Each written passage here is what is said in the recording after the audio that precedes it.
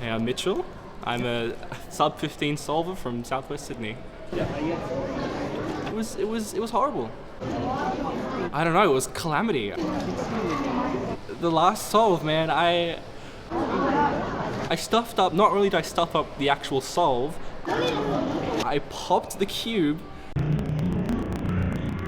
No way.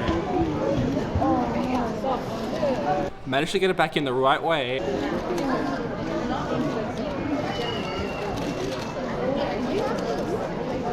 Put it in the wrong way. And then got a +2 at the end with the last layer.